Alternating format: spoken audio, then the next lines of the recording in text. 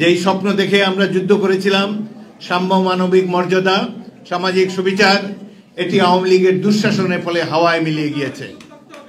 আবার সুযোগ এসেছে, আবার এতদিন পর বাংলাদেশের লড়াকু ছাত্র সমাজ গ্রামে গঞ্জে নিরস্ত্র অবস্থায় ট্যাঙ্ক, হেলিকপ্টার এবং এপিসির সামনে উপস্থিত হয়ে তারা বলতে চাচ্ছেন যে আমাদের স্বাধীনতা, সার্বভৌমত্ব আমাদের অত্যন্ত প্রিয়, জীবন দেব, কিন্তু এই দেশকে কোনোদিন ভারতের প্রধানত হতে আমরা দিব না।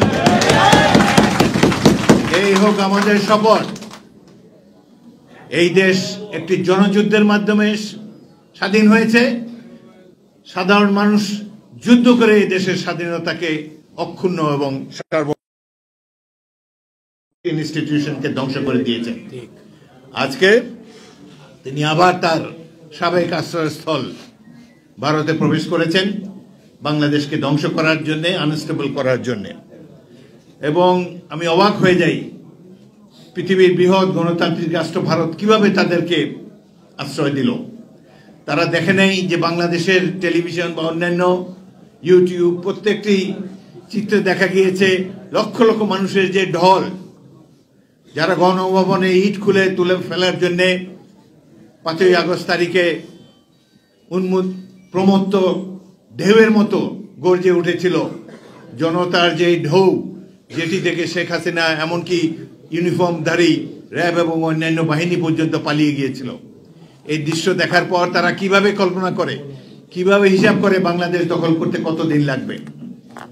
প্রবলেম হলো যে ভারত, তাদের মনটা অত্যন্ত ক্ষুদ্র। প্রত্যেকটি প্রতিবেশী রাষ্ট্রকে তারা বিষিয়ে তুলেছে। প্রত্যেকটি প্রতিবেশী রাষ্ট্র আজ তাদের বিরুদ্ধে।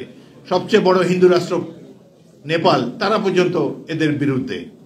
কারণ তারা এই যে দাদাগিরি করে প্রতিবেশীকে দাবিয়ে রাখতে চায়, এটি একবিংশ শতাব্দী মানুষ তো গ্রহণ করবে না। বাংলাদেশ তো মোটেই না যারা যুদ্ধ করে স্বাধীন হয়েছে।